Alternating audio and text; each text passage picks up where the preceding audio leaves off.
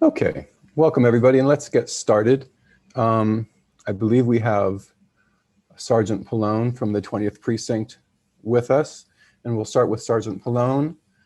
I think I see our neighborhood coordination officers also with him, and maybe we can get a little update about what's going on in our neighborhood and the precinct in general. Welcome, Sergeant Pallone. Thanks, Chris. Thanks everybody for having us.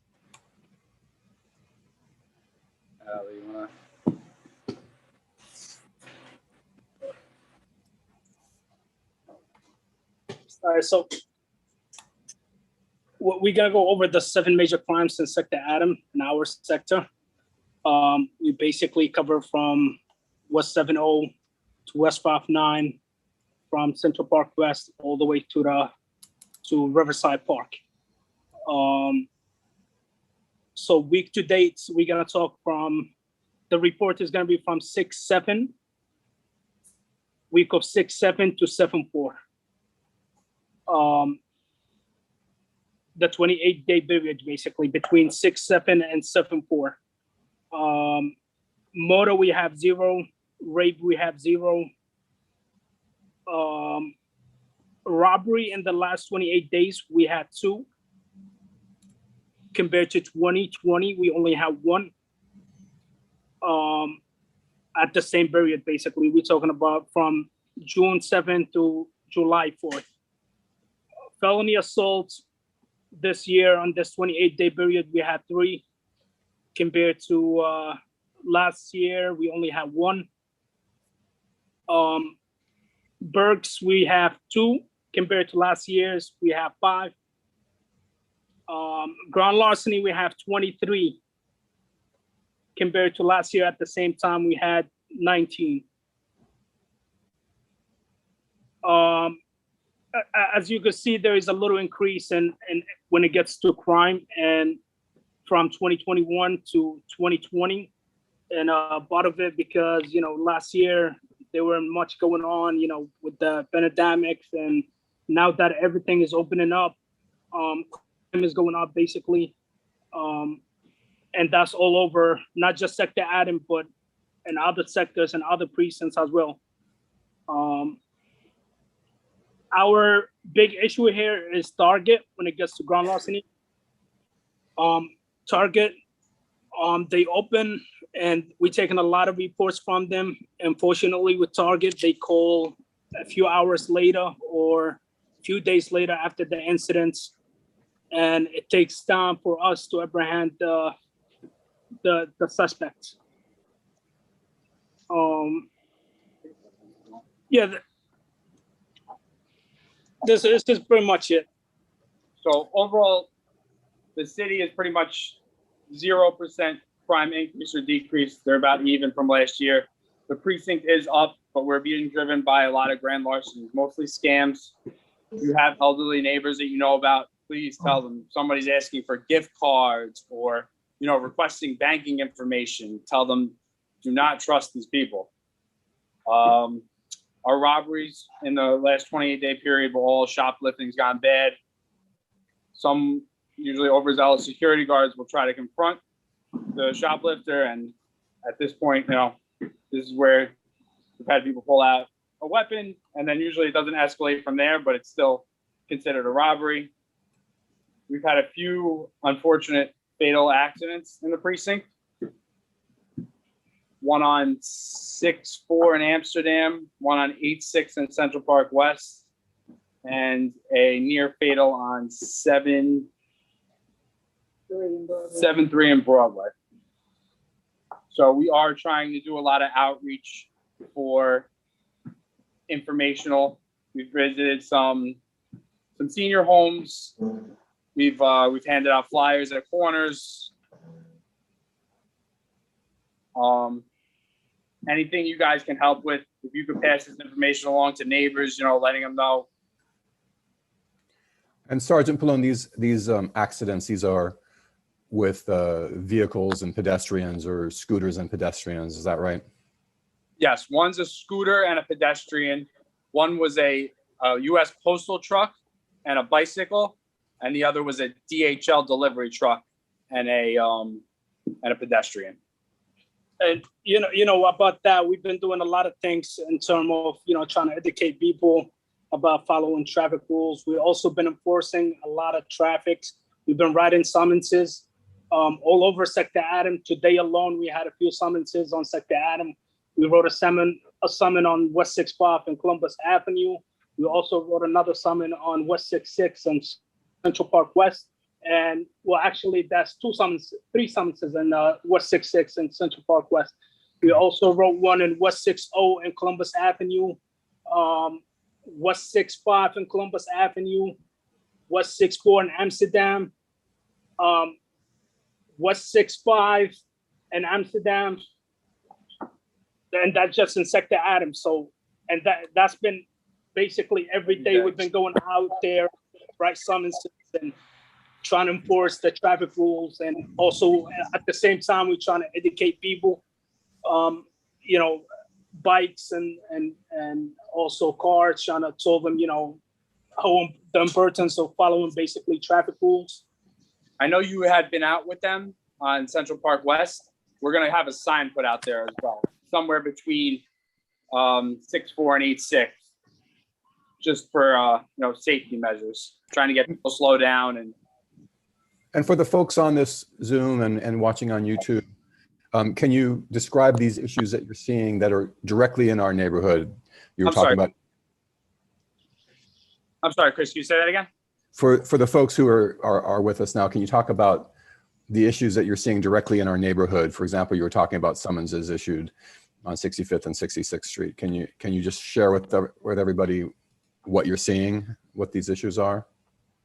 I mean, we're basically going after like hazardous violations, people that are doing things that could hurt pedestrians, fail to yield, disobeying signs, going through red lights, things of that nature. And not just cars too, bicycles as well.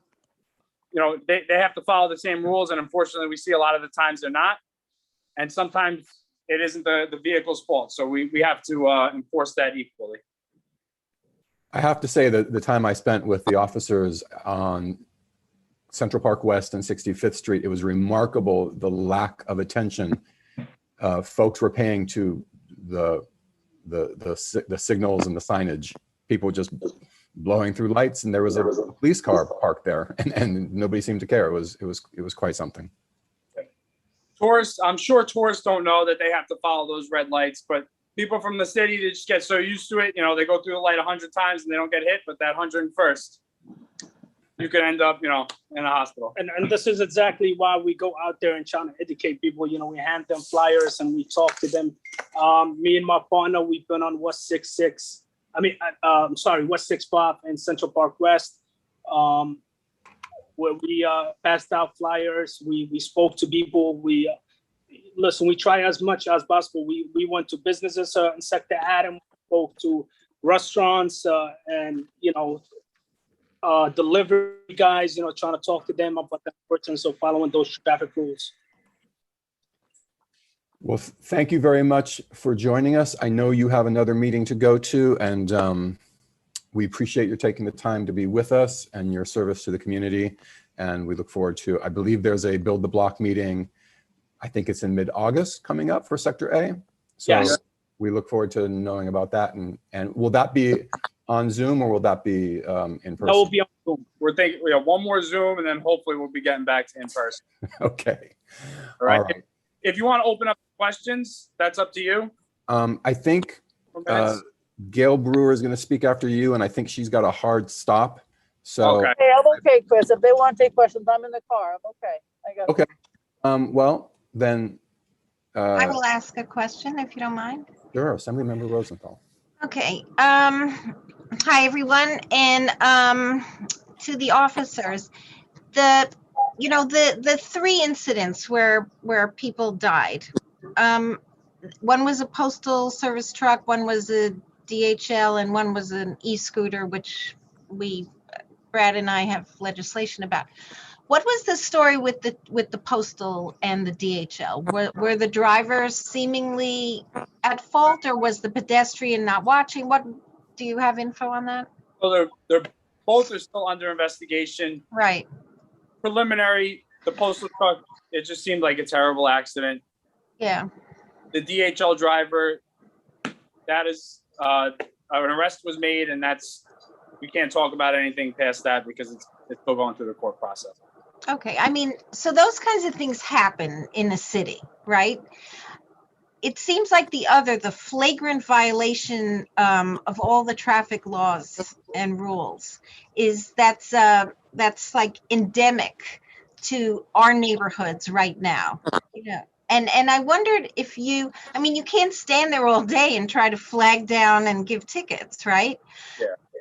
Have you seen anything that the NYPD has been doing citywide, or any new ideas aside from like enforcement weeks or days, so everybody's careful during that week and then they go back maybe a few weeks later to their old habits? Like, is it something to do with like more cameras, more tickets? What do you think a more comprehensive approach, rather than, what has happened, perhaps because there's not enough personnel, et cetera, is trying to make people obey all the traffic laws? I mean, it's hard to say. We've been fighting this good fight for years. Yeah, But I know. Education has really been stepped up. That's what the Yeah. NCA is doing. Right. Today they went like elderly homes. What else have we done? They handed out flyers. We actually talked to Grubhub. Yeah, Grubhub. We spoke with their like corporate headquarters, and we're trying to get informational stuff to those guys. We know that most of them ride e-bikes, and unfortunately, they're either one of the offenders or one of the victims in accidents. So we're trying to get them to pass out our flyers on our behalf, which would be nice. That's, and anything you guys can help with too, we appreciate. Right. I think the seniors are scared out of their wits. They've been scared for years because of the bicycles and all that, but now, like, they're really, really frightened because there's so many different kinds of vehicles out there, including, I'm sure you've seen these ATVs. I think it was a couple evenings ago, there was this caravan of like 30 motorcycles and ATVs just roaring up Broadway. And how do you deal with that? You can't stop them. What can you do with them, right? Like you said, they're not going to stop. So right now, we take a report every time.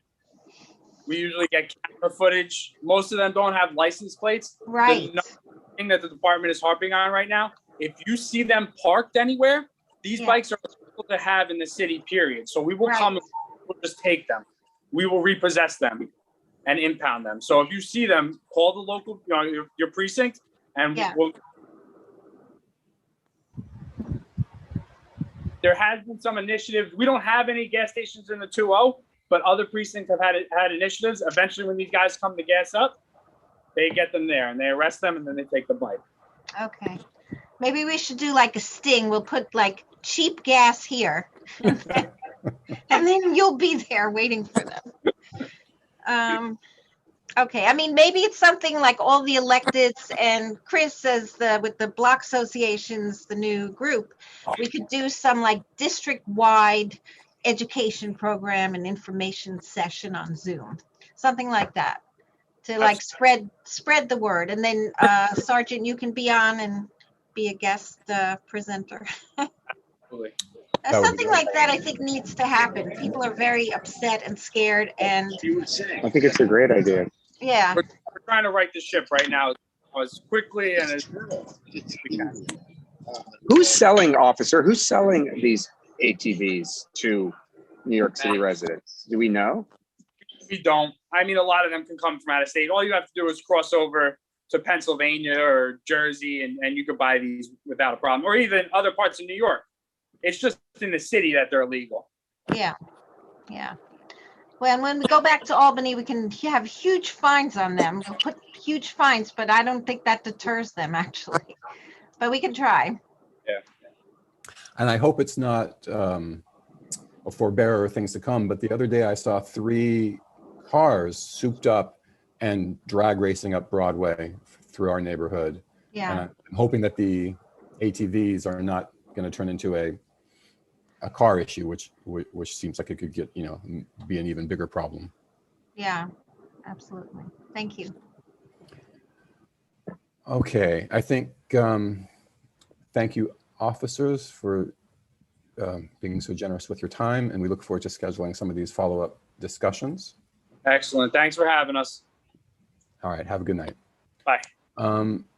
As I mentioned earlier, I think we have Gail Brewer in between appointments, and we've promised to have her go next. So Borough President Brewer, and soon to be returning to our City Council district. Thank you very much, Chris. I hope I'll try to take this off. I'm in the car, so I have to be a little careful. First of all, today was a big day because we all marched up Broadway, ticker tape with essential workers, and I was honored. I took some people from my local pharmacy, and it was such exciting news for me to see them. These are not union workers, so they weren't part of any union, and they weren't going to get to walk. And they did say they were walking for all the workers in independent pharmacies. So, and it was a big deal. There were workers from all different sectors of the community, and lots of challenges in New York City right now, but it was a very big day. So I just wanted to know it was something special. These dirt bikes, we have written a letter. The police have had press conferences or ABTs. I think somebody mentioned either the assembly member or the senator about the gas stations, or maybe it was the police department. That's where we have to get them, because they have to gas up. And so my suggestion would be, although we don't have gas stations that many on the Upper West Side, we do need to, as a group, in elected officials in Manhattan, and we have to do more, and I will do more, is to work with all of the gas stations in the city, if not in Manhattan, and trying to make sure the cops are enforcing. That is the place to get them, because the cops aren't going to chase them. I see 20, 30 coming down the streets all the time. And if you chase them, something could happen. A pedestrian or an individual could get hurt.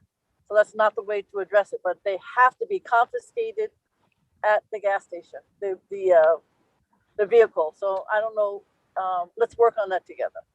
Second thing is that I know that as time goes on, I really want to work with you, because it's right near you, with the, as borough president, as council member, with the pre-planning with the community board on whatever ABC/Silverstein, even though it's way in the future, 2 or 3 years, 4 years goes very quickly, at least in my book. And when we worked on East Midtown, East Harlem, Garment Center, I could go through a long list. It was a 2 or 3 year process. And that's the only way something comes out. So we need to start that now, and love to work with you on that. And I think that, I hate to say it, but years are going to be needed in order to do the right kind of planning. Small things like composting. I'm a big composter, and I was livid when the mayor cut the composting pickup from the schools and from residents. And I think you know that it will return in October 2021. I think there's money for that, but it's not just a 1, 2, 3. I know that in August, people can sign up, starting if they want to have a pickup. They have to call 311 or go through other online signups. And what is important, and this is upsetting to a lot of people, just so you know, is that past participants will not automatically be re-enrolled. We have to make sure that sanitation, i.e. 311, knows that you're interested. And also, it's my understanding also, if you weren't in the neighborhood, we were, fortunately, that didn't have composting in the past, you may not get it in the future. That is upsetting to people.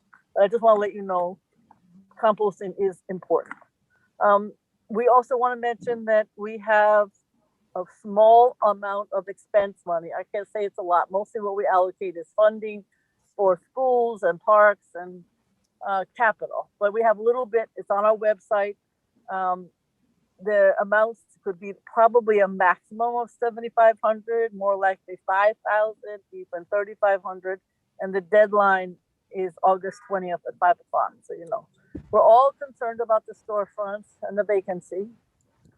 We passed a law maybe 4 or 5 years ago, it seems, stating that the city of New York, under the Department of Finance, has to list the owners have to list all of the vacancies and the square footage. But we waited and waited and waited. And finally, my understanding, back and forth between the city council and the administration, a couple of words got changed. Those in Albany who work on legislation know what that's like after months. And I think now everybody's agreed that this legislation can move forward. So we're waiting to get it all put up on the open data platform, which is the open data bill that I passed many years ago. And I'll let everybody know that should give us the data. And then of course the issue is, what can we do as a community, in my case, as a borough? We have to work together to try to get some owner operated and mom and pops into these storefronts. The owners keep telling me that nobody wants to rent, so on and so forth. I don't believe it. So I just want to let you know the part that I'm talking about is just a vacancy survey, not necessarily this other aspect. But I do think it's something that we should work on together. There's no question that there are more vacancies than there were pre-pandemic. I think you know that. The senior centers, it may not be of specific interest to you, but it certainly is to them. And the whole issue of getting fed and socializing and so on and so forth. Definitely after much pressure, the senior centers are now allowed to open according to the mayor. But it's not so easy because some of them don't have the right staff, they don't have the right HVAC, and so on.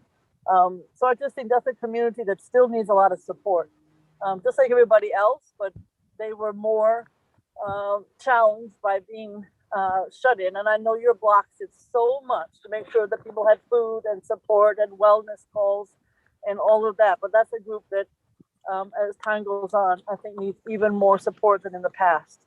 I don't know how to deal with living in Manhattan is so expensive, and I hope that the next administration, obviously the Mayor Adams, will try to think of as being the most expensive county in the country. It's not a positive declaration.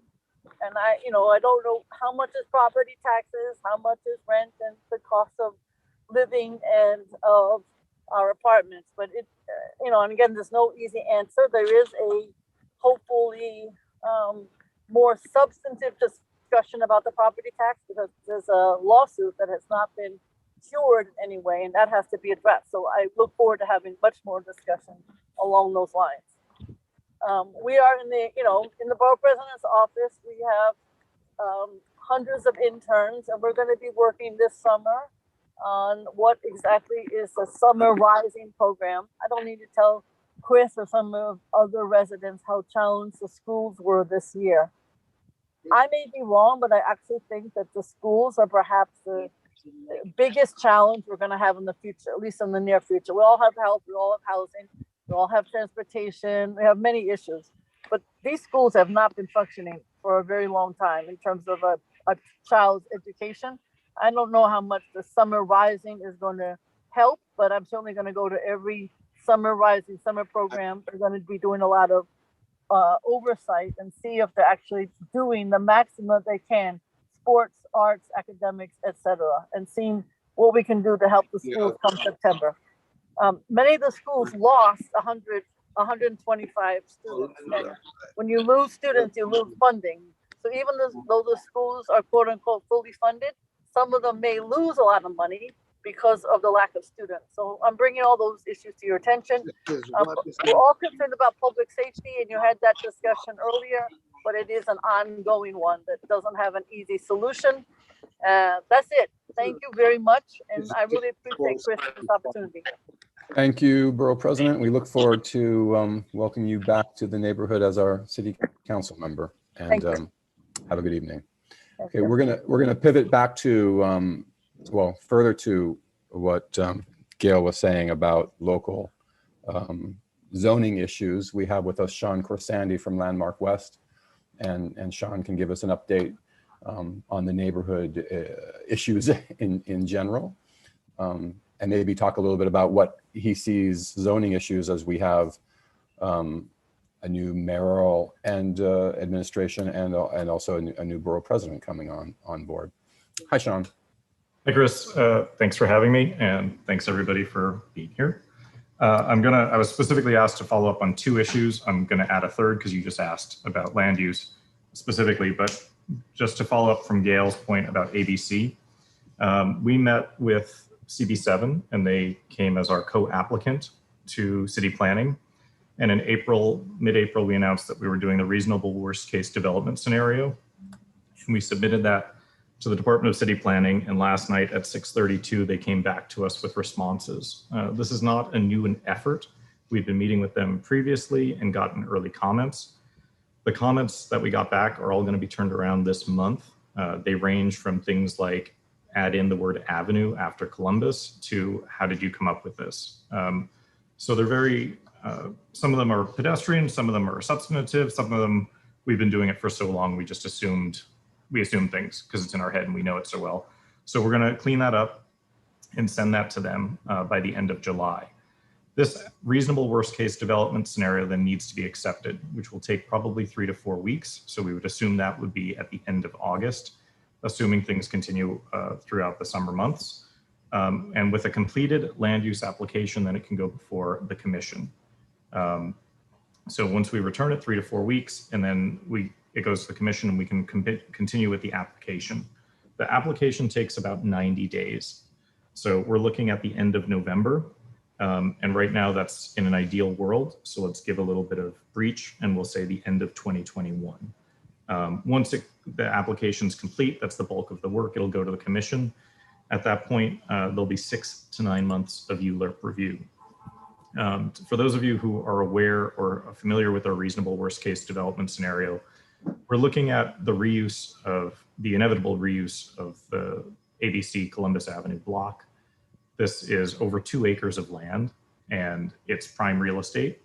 We are looking at a proposal that does not take 1 single square foot of development area from the developer.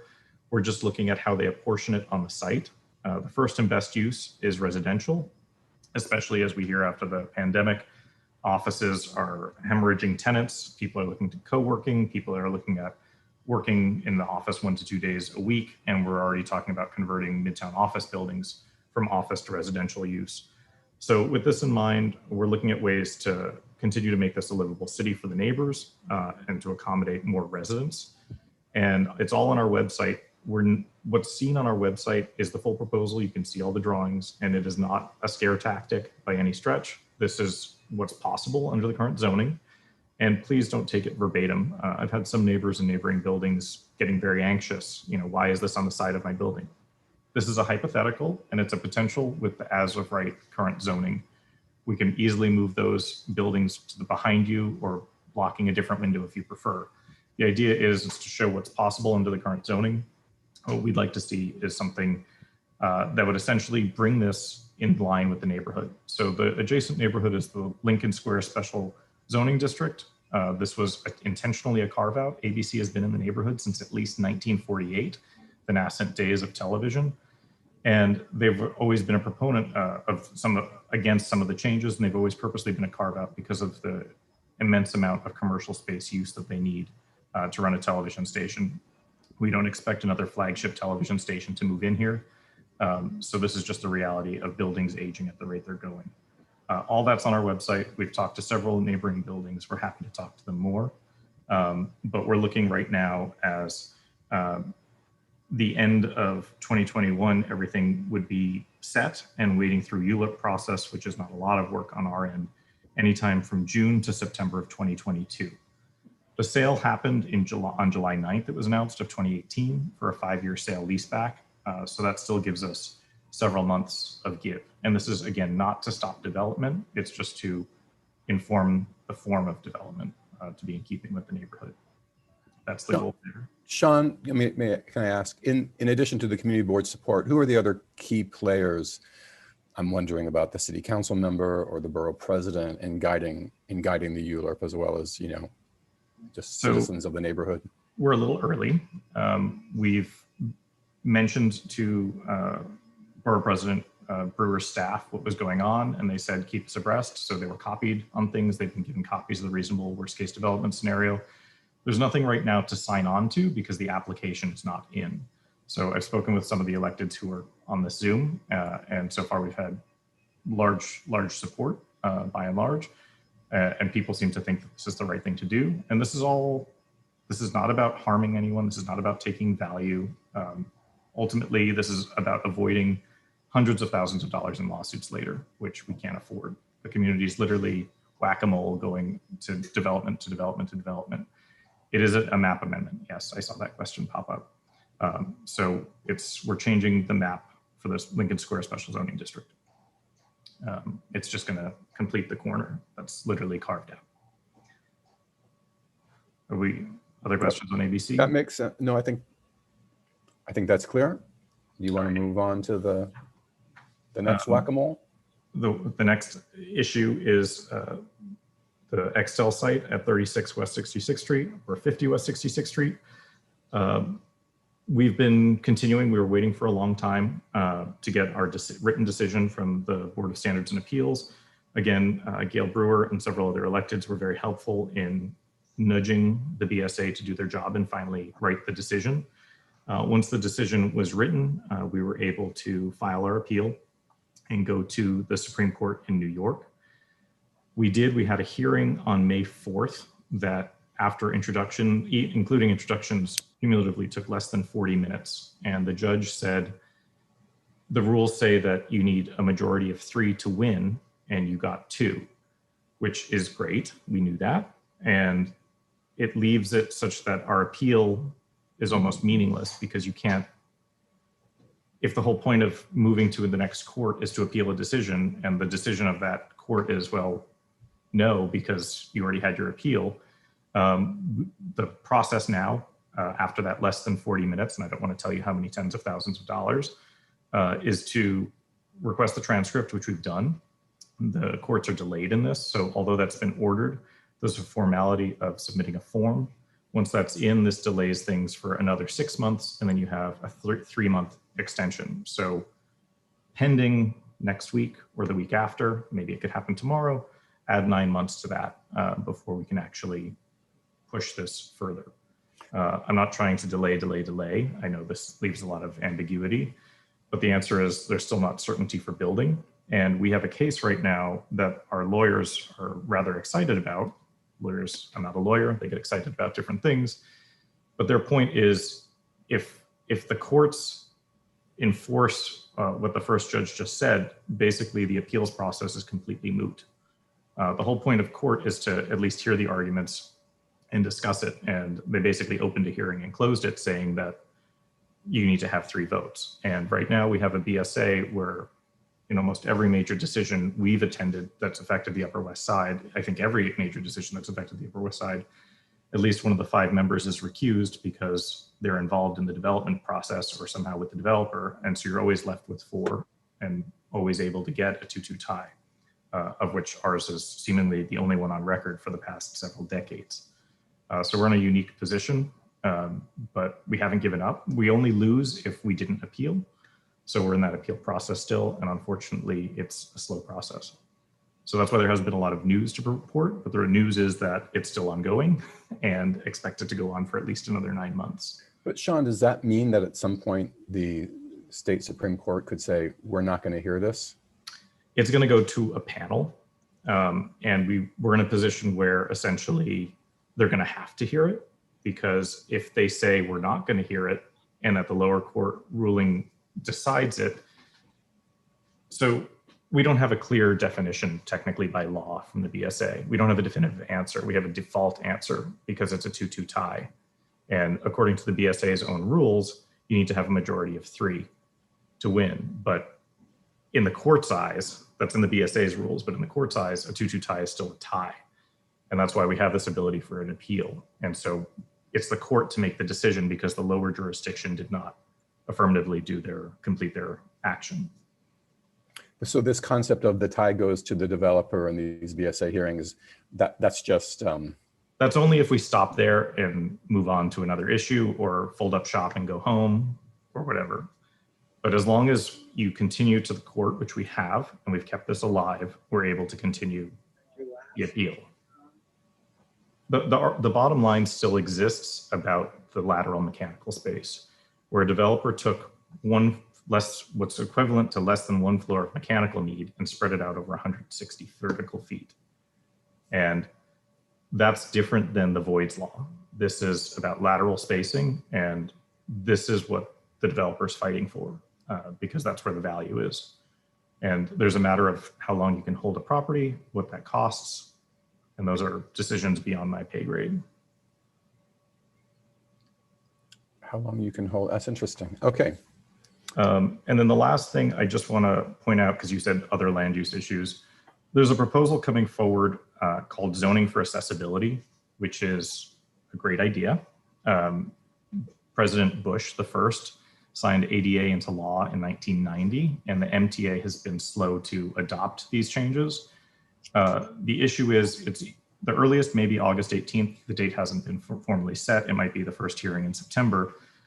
There's going to be a vote on how to adopt this. And Gail Brewer held a great hearing where they did a conditional approval with a lot of exceptions and amendments to why they would approve this. But it essentially would allow anyone who does a transit improvement within 500 feet of a station, even if there's already accessibility things such as 66th Street, which already has an elevator, the neighboring properties could have an additional up to 20% floor area and 25% height, which is, we're literally writing a loophole into the zoning right now.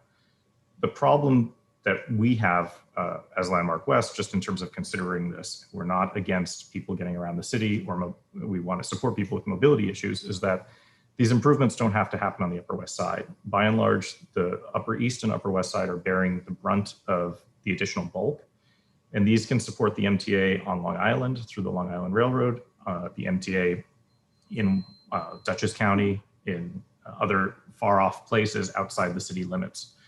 So this is just something people should be looking at and considering. We're going to be writing a statement on it in support, but with conditions as well, because we do feel everybody has a right to get around the city. But this is just something everybody should be looking out for, because these are the prime areas that are mapped. Every station, for example, along the 2nd Avenue subway, which is fully accessible, is mapped for these improvements as well. And it's accessibility improvements. So that could be signage. This could be audible things. This could be rumble tiles on the strip at the edge of the platform. So there's a lot of ways to define this, and it's left very open of who decides how to grant the amount of bonus for this and what that translates to. So just something for everybody to think about. Thank you for that. Was that the last point you wanted to make? I think those are the 3 major land use items affecting the footprint of this block association. We appreciate that. Thank you. And I think some of this dovetails nicely to our, I'd like to bring on our next guest, Community Board 7 Chair Stephen Brown, who has been chairing a lot of meetings where a lot of this stuff has been coming up. So Stephen, welcome. And thank you so much for joining us. And we'd love to hear how these last months of your chairmanship have been. And I know you're in a very unique time right now because of the executive order that's thrown a wrench into how you do proceedings. So we'd love to hear from you.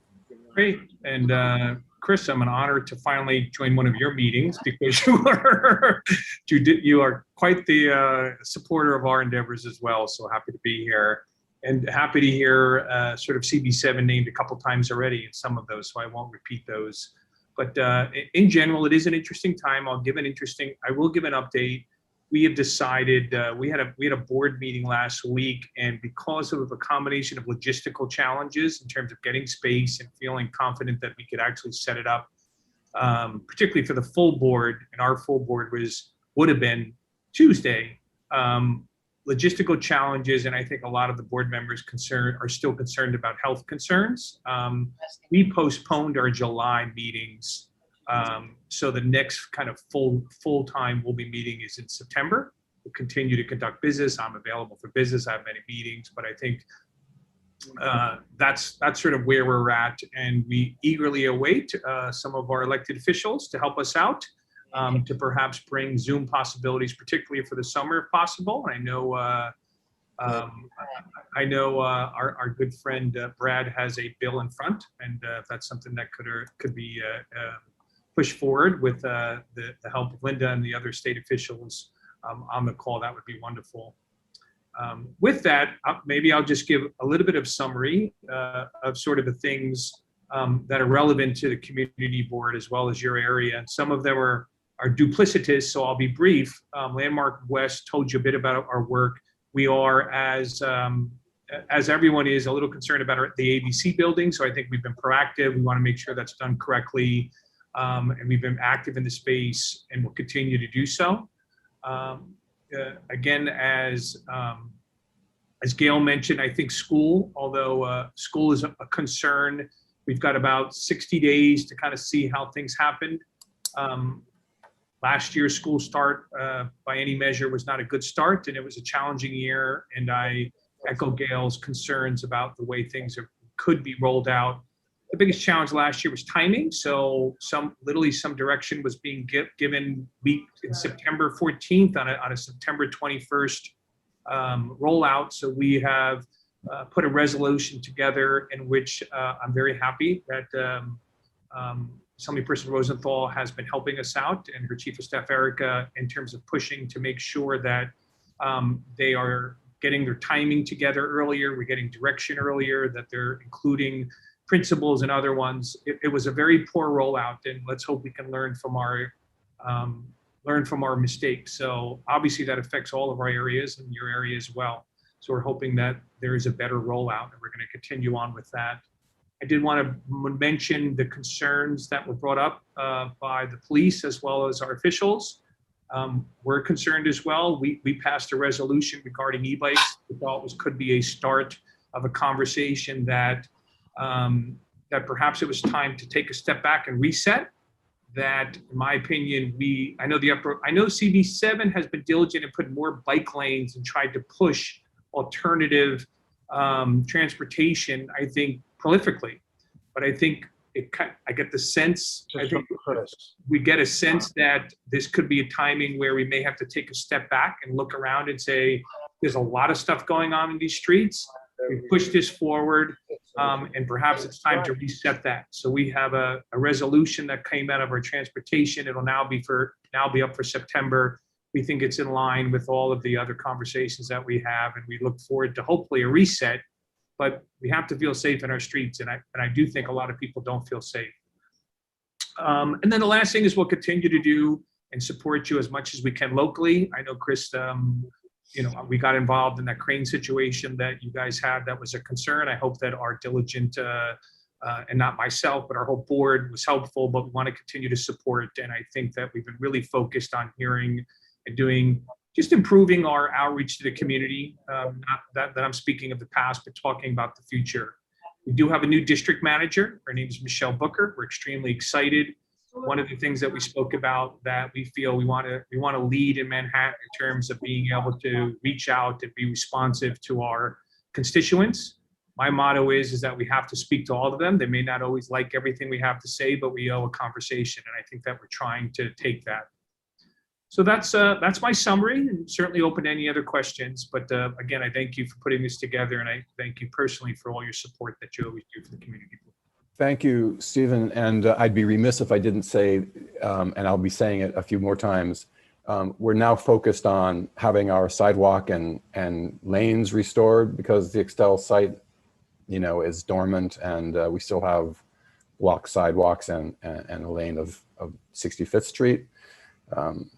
It feels like it falls in the category of there should be a law. If a developer stops doing work, we should be able to restore the site so people can use the sidewalks and streets as intended.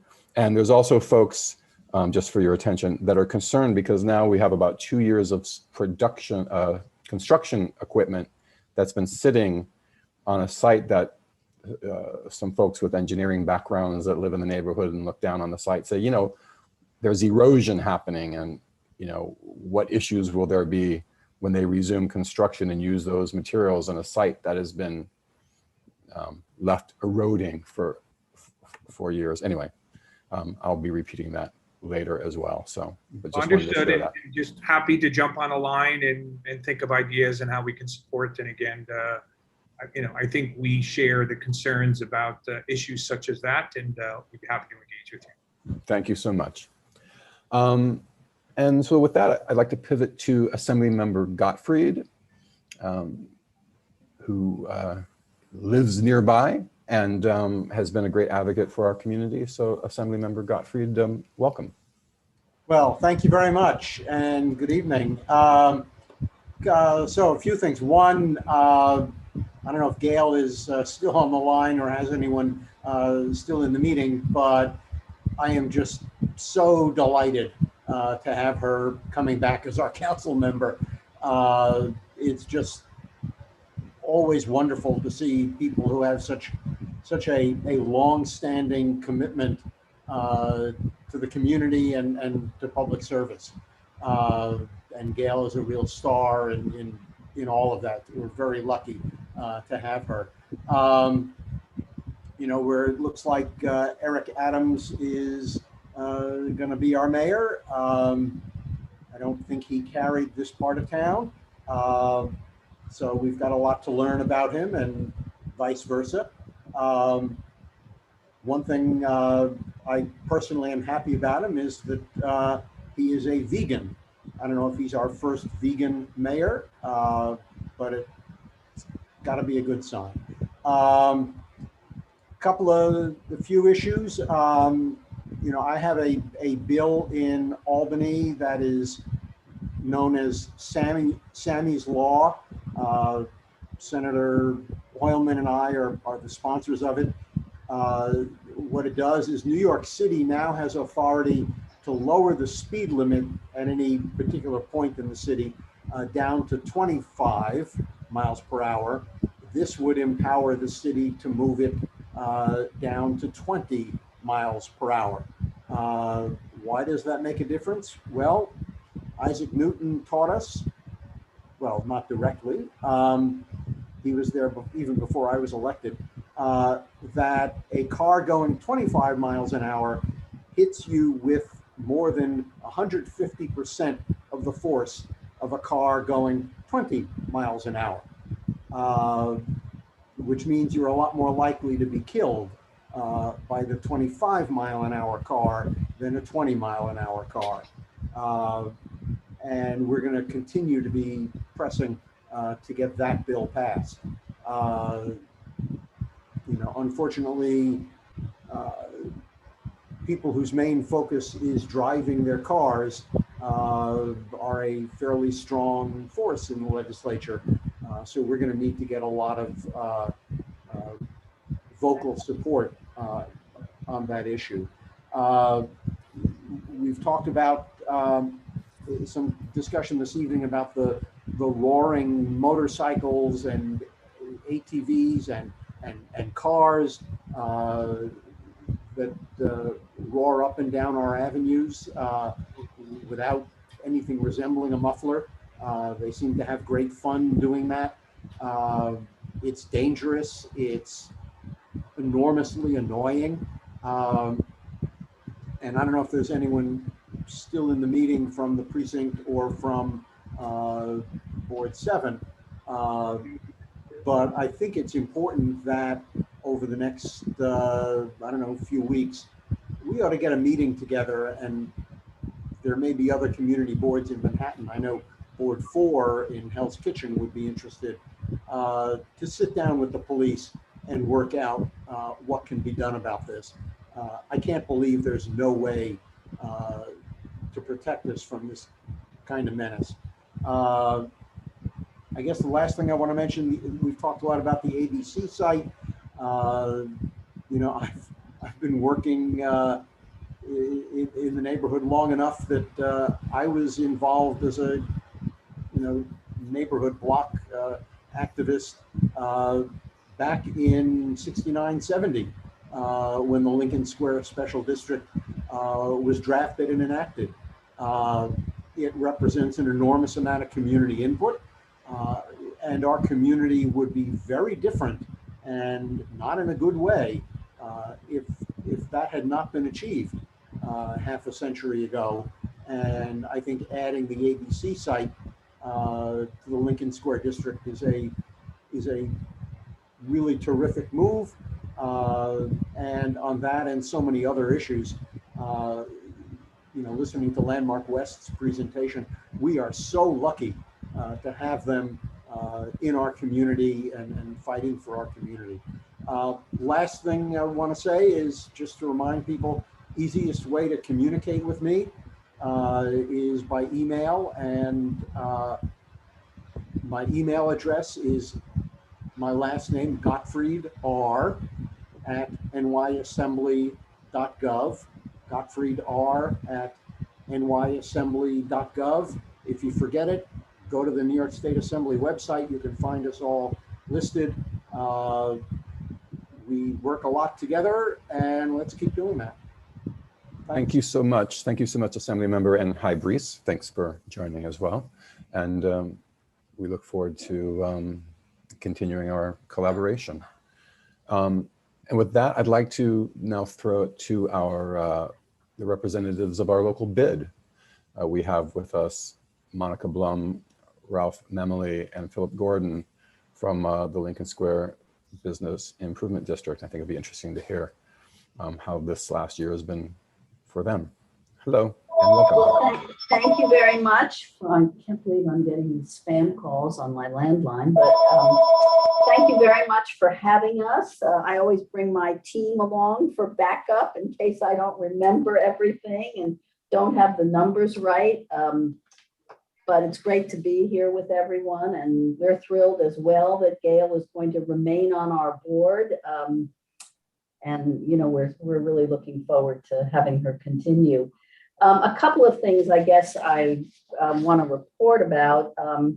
Number one, we've increased our hours of cleaning. We're back up to having 13 people out cleaning 520 hours, which is close to what we had, not quite, but pre-pandemic, because the streets are getting dirtier and pedestrian counts are going up. There's still pedestrian counts, and Phil, correct me if I'm wrong, but they're still down 66% over 2019. So we have a long way to go.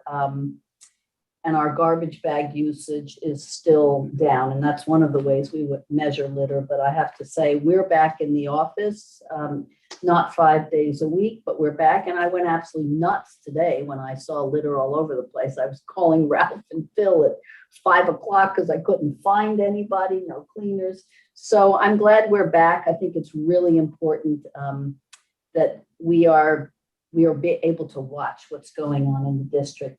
Our vacancy rate is not great, but it's better than many districts. Right now, it's 13.9%.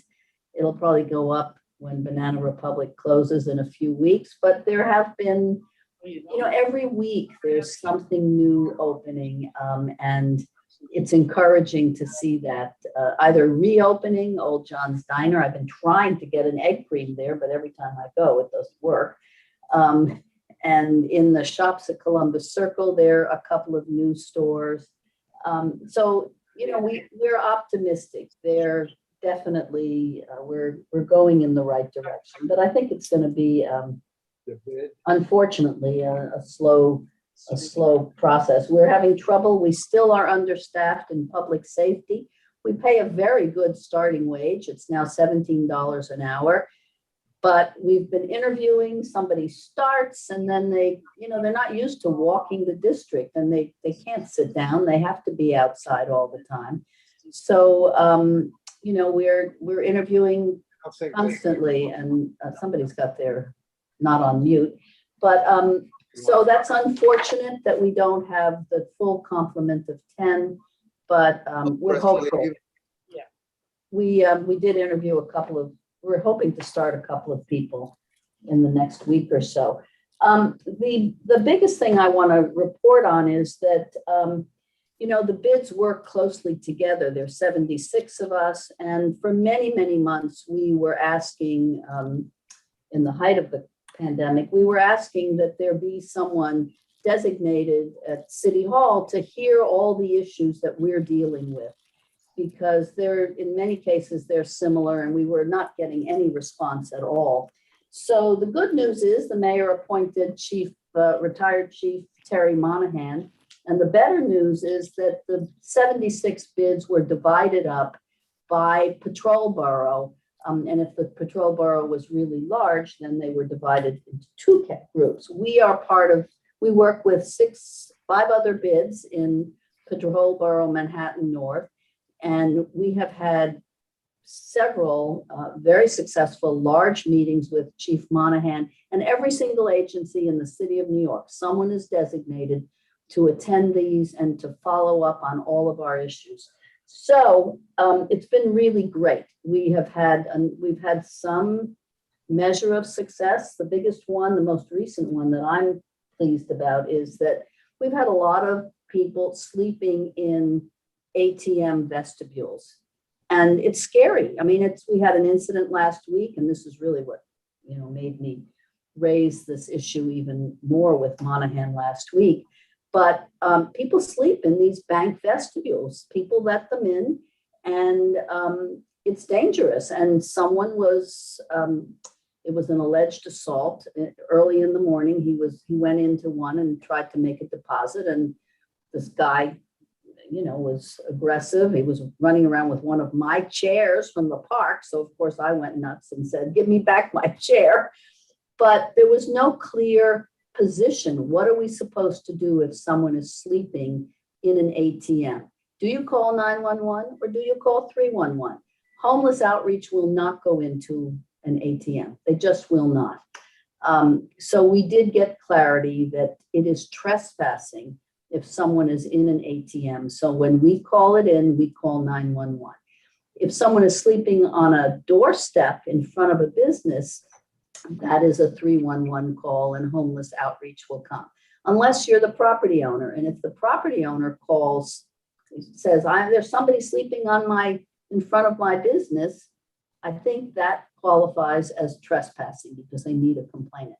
So we've raised many issues with Monahan, and we're lucky. We have a great relationship with other city agencies, and didn't need him to sort of yell at city agencies to pay attention to our concerns. But some of the smaller bids and bids in the other boroughs didn't have that direct line of communication.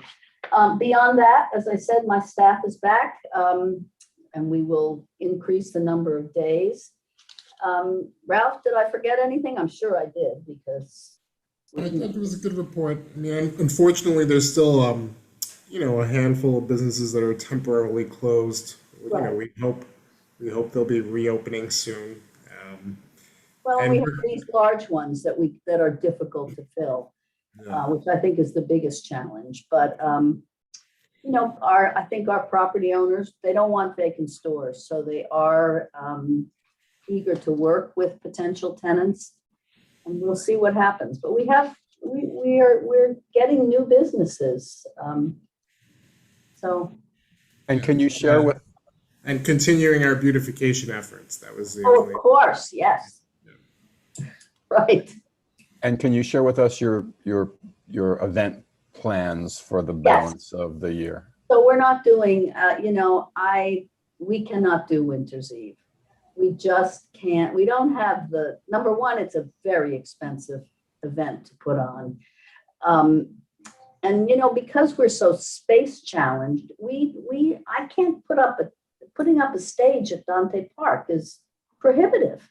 Same at Tucker. So we are hoping to do, first of all, we'll do our new Tumbling Brights. We will double that so that there'll be more of these creative figures out there.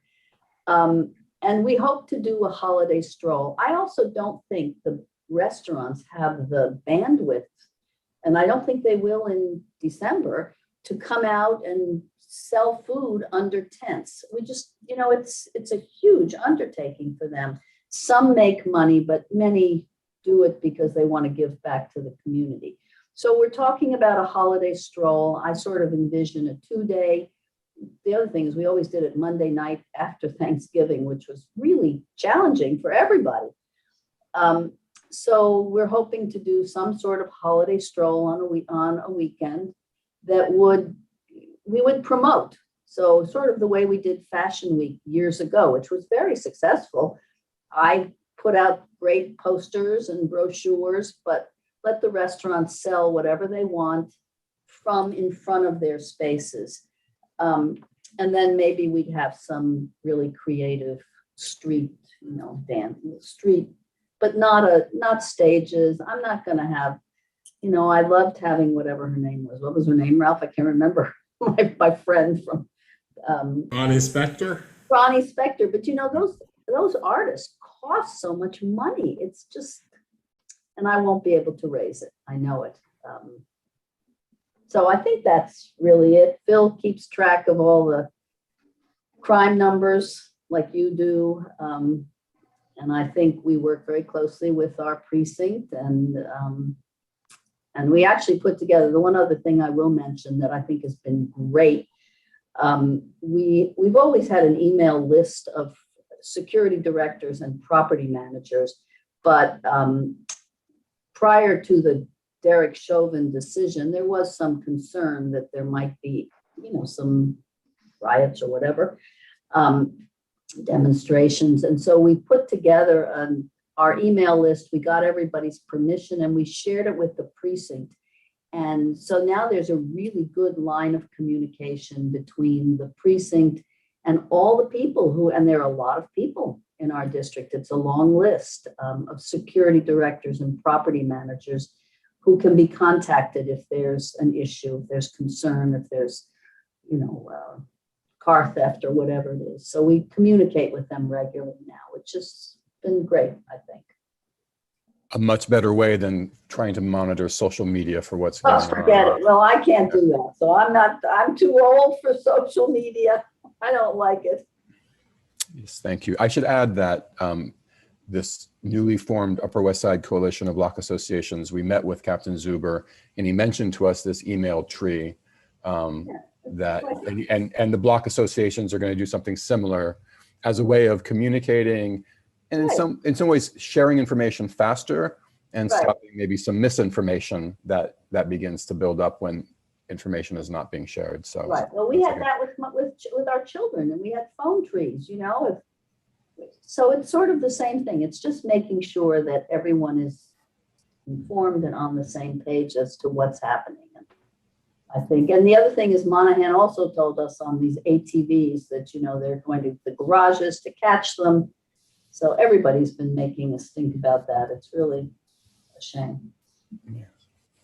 Well, thank you. Thank you, Monica, Ralph, and Phil for joining us. And I know that Assemblymember Rosenthal has another meeting. So if we can go to Assemblymember Rosenthal next. Hello and welcome. Why, thank you. I have been here from the beginning. I know. So I will touch upon something, hey Holly, that we talked about earlier, and that's the ATVs.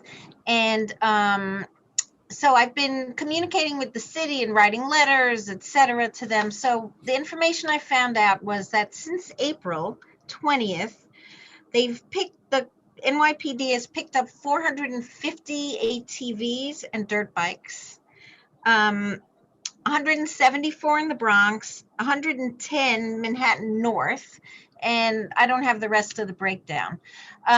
So 450 sounds a lot, but we know it's probably just the tip of the iceberg. I have noticed it seems a little more quiet these days, but that's probably because they're getting new vehicles to come in. It's really horrible. It's all hours of the day and night. I know you all hear it. I'm going to be speaking further with the NYPD about this. And I think what I mentioned earlier, that we need to do a community-wide kind of forum, I think is really called for at this time. I think we should just decide when we do it, because are people out of town and now or in August, or maybe we can have a meeting, Chris, of the electeds and CB7 and see when we think we should do it. But I think it's important to do that and to do the pedestrian and the traffic rules and all of that in a neighborhood-wide Zoom, because this is like a common denominator. It doesn't matter if you're rich, if you're poor, if you're homeless, or if you live in opulent circumstances. Everybody's kind of taken aback by all the mayhem in the street, as I call it. And Chris was at a press conference that Senator Hoylman and I had to announce our legislation, which was introduced in response to the death of the actress at 64th and Amsterdam, who was hit by an e-scooter.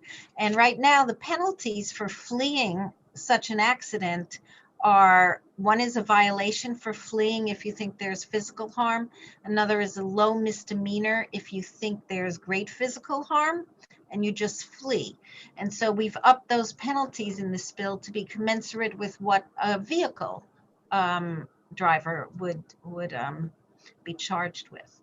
And, you know, so that's one step we can take, but I think there has to be a much more coordinated citywide effort, actually. You know, the ATVs are coming in from somewhere, so we have to head them off at the pass as well. So this is something that is very, very concerning to everyone. Congestion pricing, which we voted on in the legislature some years ago. We were supposed to start having hearings and discussions across the city. Donald Trump decided he didn't want to move on it because New York wanted it. So why help the city where you've made millions? And so now it's moving again. There will be an environmental assessment. So that's a shorter, less comprehensive process. And it won't start for months because there has to first be outreach. In fact, the agencies charged with doing this environmental assessment, which include like the MTA and DOT and various other agencies, have to do outreach to Connecticut, New Jersey, Native American tribes and places of residence. So that's going to take a long time, and it'll be months before we have our first actual community meeting where people can give input. So remember, can I just ask you about that while you're on congestion pricing? How should the community look at this? Because it's been out there for a long time, but of course it's been off the radar, but now we know it's coming back. How should we look at this, and how should we imagine participating in the upcoming meetings? Right. Well, you know, I did speak to the MTA yesterday, which is, I guess, the lead agency. They really are just ramping up. You know, they don't have plans yet for, when they will have the meeting, probably not till close to the end of the year. So as I get more information, I can distribute it.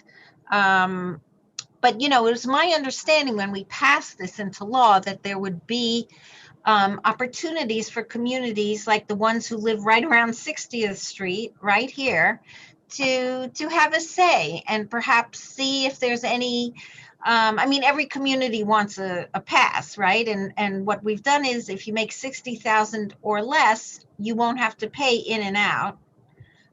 But what about, you know, maybe that should go up a little bit because there's been some inflation since we passed that. Is 60th the right boundary? I don't think we're going to change it very drastically, if at all. But certainly the neighborhood needs to have input since we're the ones most affected by this.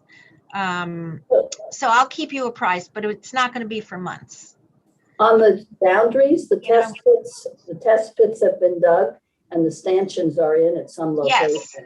Yes. So that's not going to change. No, it's not going to change. But in terms of exemptions for people who like, you know, live right there and they park right across, and just little accommodations we can try to see, because I've heard complaints, not so much now, but when we passed it, about people who just live at the border and they don't think it's fair.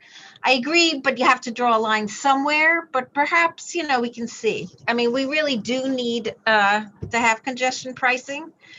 Traffic is back to like, not pre-COVID, but it's pretty bad out there in at some times of the day and evening. So that's that. I spoke about the bill with Brad and I, and I have one of the bills in the package about reform of traffic rules, and mine is about the rule of two and about people who are who are convicted of certain violations of law are going to have to go back and take training and other ways, and also future drivers will have to learn about certain rules about speeding, etc. Let's see what else. Yes, mine is what's it called?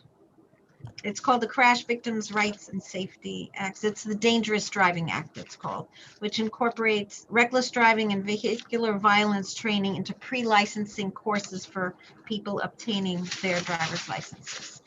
Mechanical voids, which Holly, I see you out there. Are you outside or just have a nice backdrop?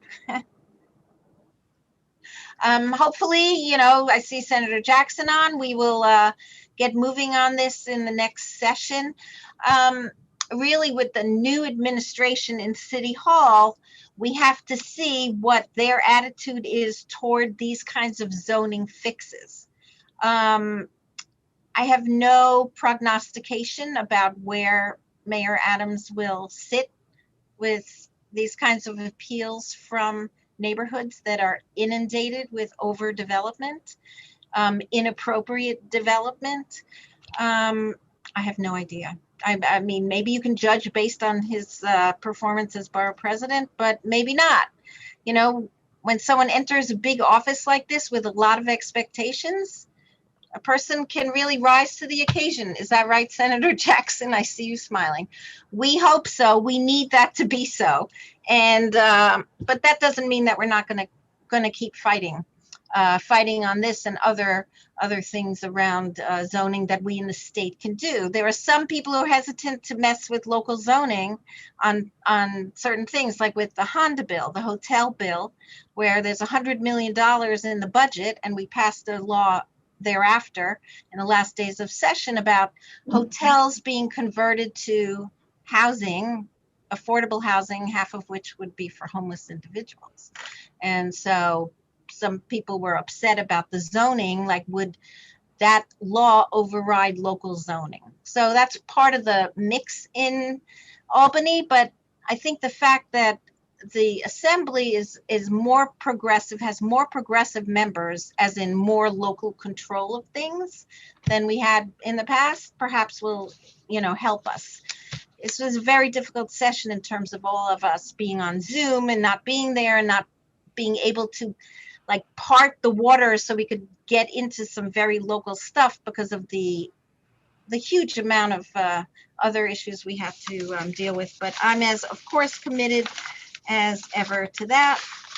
And that's about it. As Assemblymember Gottfried said, you know where to find me. I'm in my office right now. But you know my cell and anything else you wish to discuss with me or with Erica. We're always at your service. Thank you. Thank you so much. Okay. And thank you for your advocacy. Thank you. And let's take this opportunity to go to Senator Jackson, who I know works closely with the Assembly member and has probably good reason to be happy because I think our schools are finally fully funded, at least for a year or so. Welcome, Senator Jackson. Thank you. Good evening, everyone. I hope you're all doing well and your summer's going okay. I just got back from running in Central Park. I'm training with my brother-in-law, who is a visually impaired individual. I plan on running with him in the marathon as one of his guides. He is running in honor of his sister, my sister-in-law, who died in Tanzania, where they're from, in October. So I'm committed to running the marathon with him as one of his guides. One thing I do know, he doesn't run as fast as I do, so that's a good thing. Because I've run 3 New York City marathons, 2007, 8, and 9, but I haven't run one since 2009. So, but we're getting in shape. But I definitely wanted to come in more so in order to listen to the issues and concerns. And I do know I've said in different community boards, my #1 issue is the safety and security of the people that I represent. And I said it then and I say it now, because if we're not safe in our communities, wherever we live, whether it's 64th or 67th Street or up in Washington Heights where I live at or anywhere else, we're in trouble. And obviously, as you know, Eric Adams basically used that banner, especially coming down the home pike. And safety and security is a primary issue for everyone. It doesn't matter if you ride the subway. Many people that ride the subways have told me that they're not riding the subways anymore. They're taking the bus because they feel safer on buses. But I think that we have to work together in order to make our city a safe place where everyone can venture out during the day or in the evening and enjoy themselves with their family or in the park. And their safety and security is not being threatened on. So that's primary. Obviously, you know my involvement in education, and I'm very pleased that that this year's budget basically put forward the foundation aid money that our kids were entitled to, about $4.2 billion over the next 3 years. But as you know, what happened in 2007, you never know what's happening. Is it guaranteed? They say it's guaranteed, but it's not guaranteed. You've heard it until we actually get it. And so we have to be vigilant and make sure that the money is there so that all of the resources that our children have will give them the best education that they can. And obviously with all of the money from the federal government, it should be a no-brainer as far as ensuring that there's nurses in schools, there's social workers and psychologists to deal with the whole issue of being in the pandemic for over a year and a half. And obviously the summer program has already started. I was invited to go out to Brooklyn where the mayor was at the opening, but I declined that. There are many people that don't have placements as of yet, and they say they're supposed to have it, but they don't have it. One thing is what you say, and another thing is what you do. And I want to be able to make sure that what we say is what we're doing, and that's the most important thing. So I don't have anything specific that I want to communicate with you, but I say this to you that my staff is looking at all of the bills that are out there that impact us and our safety and security and the issues of education and affordable housing, making sure that the rent relief program, we're processing people's application so that no one will be able to lose their home. And that's primary. And so I am here to work with my colleagues, both in the Senate and the Assembly. And sometimes you have to stand up by yourself. One of the things I said to my staff, I wanted them to prepare my statement on approving the budget, then another draft of me voting no against the budget. Because if in fact the foundation aid money wasn't there, I was not going to vote yes. I think the leader and I had a very frank conversations, and she knew how important that was to our children.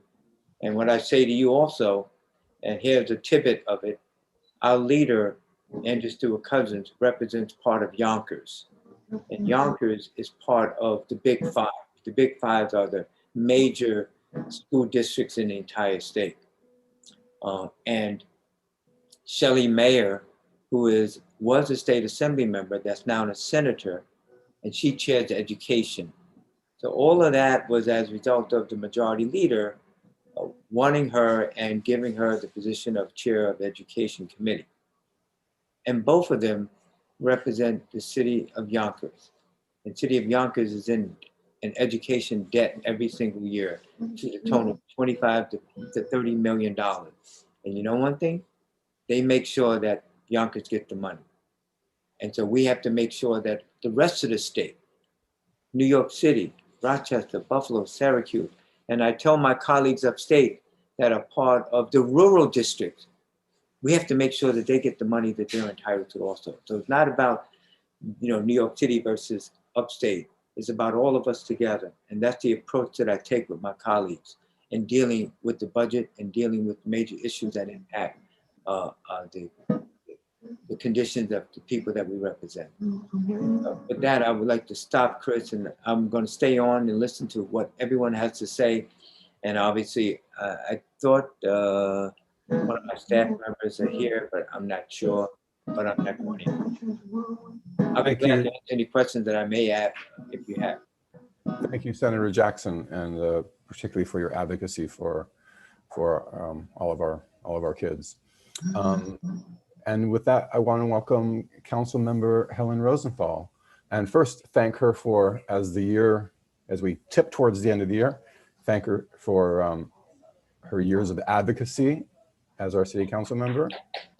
And would love to hear what you think we should be focused on and where you see us going. And thank you so much for joining us. Chris, I love your hair long. Robert, you'd look good with long hair too. Put it in a pony. It is so great to see everyone. Steve, I get to see you a lot. You're doing a great job with the community board. Really great job. Thank you for your service. Robert, I never get to see you. We promised me with all these witnesses, we'll have breakfast together. You can go off mute and say it. I promise. Love Robert Jackson. So anyway, sorry. It's great to see everyone. Sorry, I'm late. We had a housing clinic tonight. As you know, the federal government has given the state $2 billion to give out throughout the state to help stave off evictions. It covers at least a year, possibly more, of back rent. And, there's a process to apply, but it will be critical for so many renters to get this money and to stay in their homes. So we were just talking about that. And, Robert, you were just talking about state aid. I mean, what a joyous moment, all your work for all those years. And this is it, and you're in the state Senate to see it come true. I so admire you for just sticking with it and fighting to get us to this point. From my perspective, so now, and for the schools where we overlap, Senator, perhaps we can do this work together.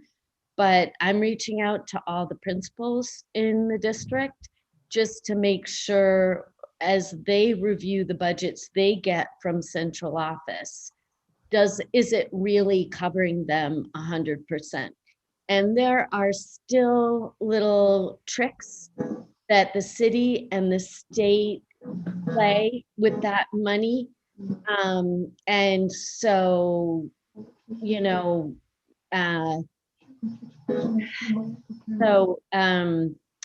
have to be vigilant. It's not as easy as saying when schools are fully funded on to next, because the city plays little tricks with the money. And in fact, principals are not getting 100% of what they should get. And, we have to stay vigilant to this. The city council also advocated for the city to use its federal stimulus money to pay for a social worker in every school, to pay for, social, emotional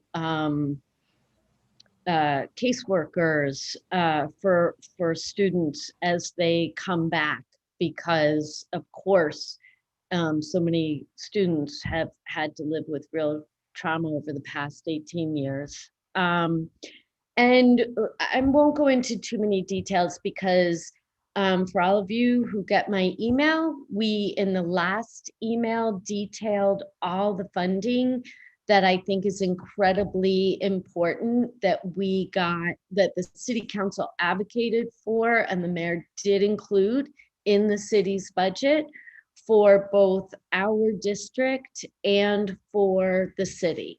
Really excited about some of the parks money to finally fix the 78th Street ramp, 78th Street stairs, 105th Street ramp, and the dinosaur playground, things that have been wanting resources for a long time. Interestingly for me, I'm now the chair of the committee, the subcommittee on capital. And what I've learned in this role is that you can say you have all the capital in the world and all this money in your budget, but if you don't spend it, it's not worth a hill of beans. So I'm very focused in my last 5 months on making sure the city is spending all of this capital money that they have dedicated to our parks, our schools. Interestingly, little fun facts to know and share with your government public servant friends. I learned that NYCHA, public housing, they receive money from the state, from the federal government, and from the city. There are rules attached to the federal money that make it so that if NYCHA does not spend the money within 2 years, they lose the money. So NYCHA spends that's NYCHA's priority. So they spend about 70% of the federal funds they get.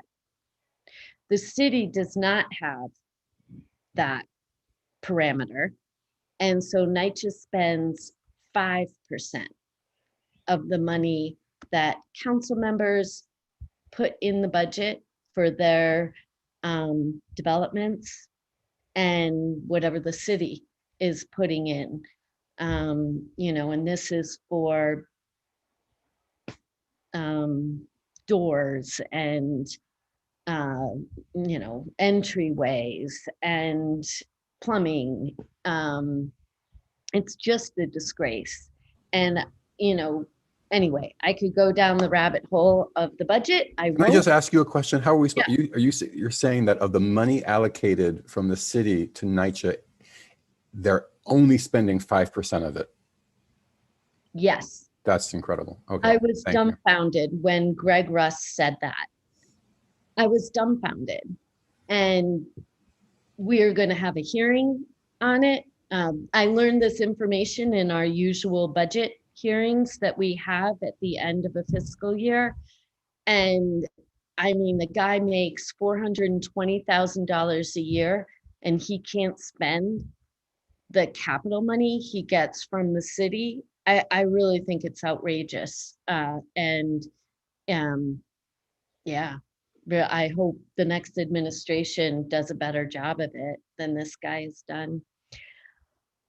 We should be getting lots of money for sanitation now. They're going back to full litter basket pickup. And so our streets should be cleaner. I'm not sure whether or not they're going to street sweeping of 2 days a week. That was always a question because with COVID, and people maybe not moving their cars or it being more complicated, the city now has street sweeping only once a week. If you're interested in any of these topics, I'm always happy to talk more about them. And we passed, I think, some good laws to try to help our small businesses and also the bike delivery guys. Stephen at CB7 had a terrific hearing this month or last month about why the delivery guys are in the situation they're in. And the thing that really jumped out at me from that meeting was someone on the community board, just because he's an amazing person, decided to see what it was like to be a delivery guy for a day for DoorDash. And he followed all of the rules. He stopped at red lights. He stayed in the bike lanes. He never went the wrong way on the bike lanes. And he never got a job because he couldn't get to the restaurant fast enough in order to be the guy who picks up the order to deliver to somebody. What a takeaway, that finding, it just stops me in my tracks.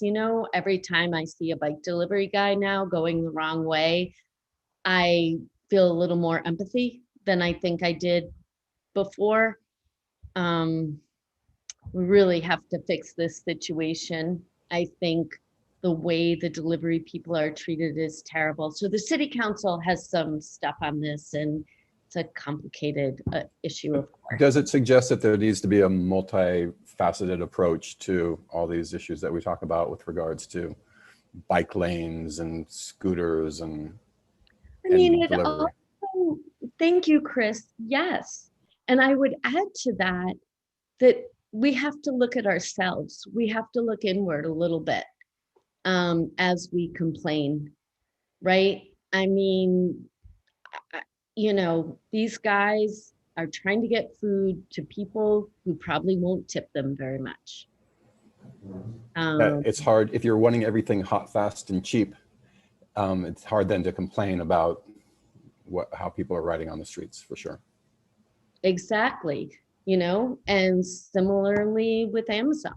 Everyone's complaining about our small businesses closing and ordering from Amazon every day. So the world's changing, you know, and I think we are going to have to take a long, hard look at not just systems, but our own behavior. That's my personal point of view. So if there are,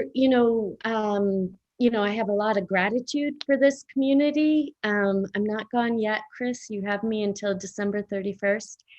And if people have questions, comments, of course, as always, reach out to my office. You can reach me, helen@helenrosenthal.com, or call my office. And, I'm eager to serve until the last possible minute. But the truth of the matter is you have Gail Brewer coming in, so she will pick up right where we left off. Thank you. Does anybody have any questions for the council member? I had a comment, which is, Helen, I'd love to talk about that NYCHA issue. I think we've got something on the books in a couple of weeks that's super relative.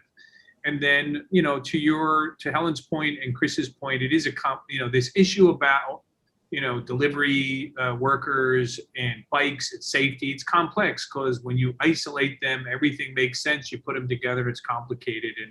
And probably the easiest way to fix it is if we can get a couple really large digital companies to make some adjustments, which is the harder thing to do. But if they would pay a little bit more and give a little bit more, maybe everything would make sense, which is probably the hardest thing. And hopefully that's what Helen's talking about and her other elected officials on. But I think spreading the wealth a little bit in terms of the money. I don't know if people know, one of the top 3 highest paid executives in last year was the DoorDash CEO. So it was quite high. No way. Yeah, he, because of stock and going public. So I'll share it with you. It's a fact. But I will say something positive. I know Helen spoke of the meeting that we had, and thank you, but I'm actually working with Helen's staff, which is Cindy and Rita, and we're trying to put together an event that brings the challenges around safety, but also bring the delivery people in the union representing them. And we're trying to do an event just to get everyone together, which has really never happened. And maybe that could just be the start of a conversation that's beyond pointing the finger. And I'll continue to work with them, but her staff's been great. And I think Helen's leadership has been wonderful. So we have started that conversation. It came after that meeting. And I think my hopes is in the fall that we could start to, but I do think it's complex because when you isolate each issue, each one feels unique, you put them all together, it's very complex and we've got to figure it out. Yeah. Thank you for that. We have Tevin Williams from Brad Hoyleman's office. He's been with us this entire time.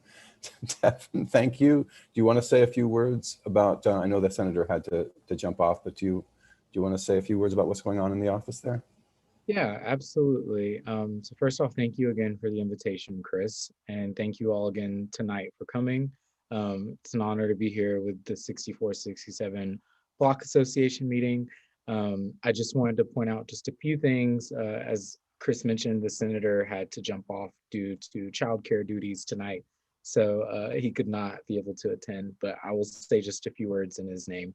So as Assemblymember Rosenthal mentioned, on June 16th, the senator and the assembly member hosted a press conference for Senate Bill 7212 and also Assembly Bill 8128 about bringing the penalties for a hit and run on an electric scooter to the same as a vehicular type of crash. Lisa Baines was a very respected actress that passed away due to an electric scooter accident and hit and run.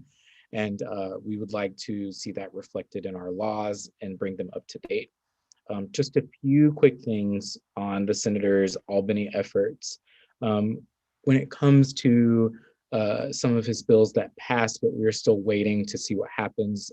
Senate Bill 5325, which would require utility corporations and municipalities to allow customers to use their preferred names and pronouns, has actually passed both the Assembly and the Senate. And we are waiting for the governor to sign this bill into law. This will require utility companies to use their customers' preferred names and pronouns upon request, which is a small but meaningful step in New York that will become a safer state for the transgender and non-binary individuals that live and work in New York State. Senate Bill 991C, which directs the Office of Parks, Recreation, and Historic Preservation to conduct a legal review of the redesignation of the Donald J. Trump State Park. This has obviously been a huge issue in our state. Even our park system needs to reflect the values of the history of being welcoming and embracing to all people. The Donald J. Trump Park, for these reasons, should be renamed. Taking this action will rename the park, and it will ensure the park provides recreational and also educational opportunities for all New Yorkers. And then last but two more things, I'll let the meeting continue. On June 24th, the governor signed Senator Hoylman's 4402B bill, the Gender Recognition Act. This bill updates the current law to remove excess discriminatory burdens placed on the petitioning for change in sex designation for all state level paperwork. He's very thankful to have now updated our laws to pave the way to a future of acceptance, unity, respect, equality, and diversity. And last but not least, the senator, as I put in the chat earlier, there's been a comment from our awesome chair on CB7, Stephen Brown, about our hybrid open public meetings law that the senator has introduced, which is Senate Bill 7261, which would allow public bodies to meet remote or hybrid beyond the COVID-19 pandemic. We all know that our community boards have been struggling to find locations since the executive order was repealed just this past week, and we would like to see some type of action on this. The senator has introduced a bill, and we're looking to move this through the Senate quickly and the Assembly and build some coalition. We're looking to move this quickly. We will stay tuned on this. This is about 2 weeks ago that he introduced it, but we will stay tuned with everyone on this call. And if you have any questions, please feel free to reach out. I am the CB7 community liaison, so y'all are all of my friends here, and please feel free to reach out via email. I'll put my email in the chat or my work cell phone number. Thank you again, Chris, and thank you, everyone. Chris, I would add that I'm equally enthusiastic about Tevin. We've been working together, and he's been great to work with, super proactive, and a great partner of ours. So I speak enthusiastically of him as well. Thank you so much, Tevin, and please extend our thanks to the senator and the entire staff. We appreciate his advocacy. Absolutely. And I think, have we talked to everybody? I think we have. We have the business section of the Block Association meeting now, which is going to go super fast. I mean, you all can stay on, but and any members, please do. So the president's report, I'll make it very brief, and then we'll do a treasurer's report, and we're going to do an election on Zoom for our board. So basically, in the last year, we facilitated the 20th precinct's community event last July when they started to reopen communication again with the community. They reached out to us, and we hosted an event at the boat basin. It was a bit of a last minute meeting, but we were, happy to help bring the community together to speak directly with the precinct. We had also this year, as we all went to Zoom, we had a Department of Homeland Security cybersecurity expert come and was a guest speaker to our community about how to have safe Zoom calls. We established, last year as the pandemic,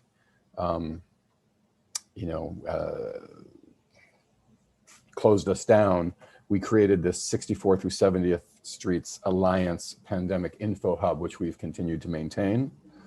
And then last summer, as communication was key with both the pandemic and other issues in the community, a number of block associations came together, us included, to create a coalition, the Upper West Side Coalition of Block Associations and community groups. And our block association played a role in that. In fact, James Berry, who's one of our board members and does a lot of pro bono legal work for nonprofits, helped with the bylaws and the structuring of that organization. And we're grateful to James's work for our block association and for the community in general. And we've increased the frequency of our newsletters. We've been sending them out weekly, which I'm sure everybody will be happy to hear that we're going to send them out less frequently now that we've reopened. So you'll start seeing fewer of those newsletters in the weeks to come. Holly, do you want to talk about the Treasury? Yes, I have a little statement, and then I'll give the official Treasury step. As treasurer, first, I'd like to thank all of our members and especially our dues-paying members. And I'd like to thank all of the community leaders for attending our meeting. It's nice to have seen so many familiar faces. And your board consists of volunteers, Chris Giordano, James Berry, and myself. And I'd like to give special thanks to Chris Giordano, our president, for his tireless efforts on behalf of the Block Association and our community. During the past year, when we all had to face an unprecedented crisis and confront the impact of COVID on our lives and our community, one of the many things Chris accomplished through work with our neighboring block associations was an alliance of the Lincoln Square Block Association. He created the West 64th through 67th Street COVID Hub. In addition to safety and government information, it provides lists of businesses where you may shop and enjoy dining and takeaway and delivery service, as well as volunteer assistance in the community. This is in addition to his weekly updates about our blocks. I'm sure he's relieved he won't be doing it every week. And these provided really important information about our schools, crime, construction, what's open, and where to get vaccines and testings. So I just want to say thank you, Chris. I think everybody appreciates everything that you did, and it was just really amazing the way you stepped up. So thank you. Thanks so much. And so now I will summarize our financial information. Because we didn't have a 2020 meeting, I'll be providing information for both 2020 and 2021. Our revenue consists of contributions from our members. Our cash balance as of June 30th is about $3,000. Our revenue for 2020 was $1,950. Our expenses for 2020 were $515 for insurance. Our revenue through June 30th of the current year was $800. We anticipate expenses for insurance and Upper West Side Coalition membership. We expect additional annual dues to be received prior to the end of the calendar year. As a reminder, dues are $25 and cover the calendar year. And we greatly appreciate the additional funds that some of our members and foundations have contributed. Dues paying members, let me know if you'd like a copy of our financial information. Thank you. Unless there are any questions, that's the end of my report. Thank you, Holly. And yeah, so basically we're asking to do a vote to re-up the current board, which is Holly, James, and myself. So I think our bylaws allow the assembled voting members to vote. And I don't think I need to be so, I think it's probably more complicated to post one of those Zoom polls. Maybe I just unmute everybody and do we just do this by acclamation or something like that? Robert, you know about this That stuff works, better than I Chris. do. That works. Okay, so for I guess for a vote on the current board, do we have any ayes? Yeah. Aye. Aye. Any nays? Aye. I hear no nays. So I guess the board has been reinstated or continues. Thank you all so much. It's a landslide, Christopher. It was a landslide, yes.